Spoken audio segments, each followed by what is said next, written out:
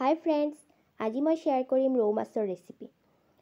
তো তাৰ কাৰণে মই ইয়াতে দুটা সৰু সাইজৰ ৰৌ মাছ লৈ লৈছোঁ।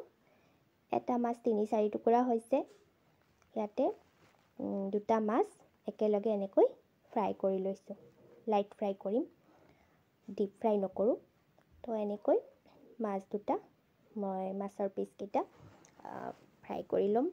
আৰু কিনো বনাম তাৰ কাৰণে কি কি উপকৰণ লাগিব সেইবোৰো চাই ল'ব লাগিব। তো মাছখিনি ফ্ৰাই হোৱাৰ পিছত মই এতিয়া উপকৰণখিনি ৰেডি কৰি লওঁ।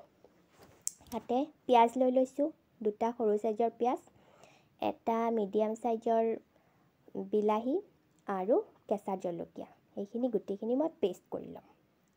এতিয়া কেৰাহীত তেল মাষ্টাৰ্ড অইল গৰম কৰি দুটা আৰু পিঁয়াজ এনেকৈ কাটি সামান্য ভাজি লৈছোঁ, ফ্ৰাই কৰি লৈছোঁ। আৰু যিখিনি পেষ্ট তৈয়াৰ কৰিলোঁ সেইখিনি এড কৰি দিলোঁ ইয়াতে। এতিয়া মই তাত ইউজ কৰিম নিমখ, জোখমতে নিমখ দিব লাগিব, হালধি। নিমখ আৰু হালধি আৰু একো ইউজ নকৰোঁ, কাৰণ ৰেড চিলি ইউজ কৰা নাই, কেঁচা জলকীয়াৰে বনাম। তো এইখিনি এতিয়া ফ্ৰাই কৰি ল'ম। বহুত দেৰিলৈকে ফ্ৰাই কৰিব লাগিব, যেতিয়ালৈকে মছলাৰ গাৰ পৰা তেল ওলাই নাহে তেতিয়ালৈকে। তো ফ্ৰাই কৰিলোঁ, প্ৰায় শুকাই গৈছে।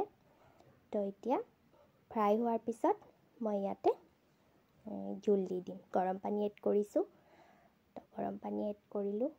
এতিয়া আৰু অলপ বেছিকৈ জোল দিব লাগিব, পানী দি দিম আৰু। তো ভালেখিনি পানী দিছোঁ, কিন্তু মই পানীখিনি শুকুৱাই ল'ম। তো ইয়াতে মাছৰ টুকুৰা কেইটা দি দিছোঁ। জোল এইকাৰণে বেছি দিলোঁ যাতে মাছখিনি মাছখিনি সিজে, পানীও শুকাব, মাছো সিজিব। মাছকেইটা লাইট ফ্ৰাইহে কৰিছিলোঁ, সিজিবওতো লাগিব, নহ'লেতো টেষ্ট নাপাম খাই। তো এতিয়া মাছখিনি সিজিও যাব, জোলখিনি শুকায়ো যাব, আৰু ৰেচিপিটি হ'ব শুকান। আৰু যেতিয়া আধা শুকাই গ'ল জোল, এতিয়া মই ইয়াতে ধনিয়া পাত দি দিছোঁ, আৰু অলপ শুকাব। তাৰপিছত মই গেছ অফ কৰি দিম। গেছৰ ফ্লেম হৈ গ'ল।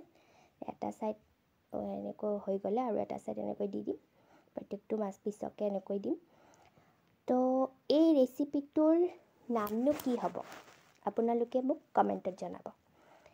তো ফাইনেলি হৈ গ'ল আমাৰ ৰেচিপি। কি ৰেচিপি আপোনালোকে মোক জনাব।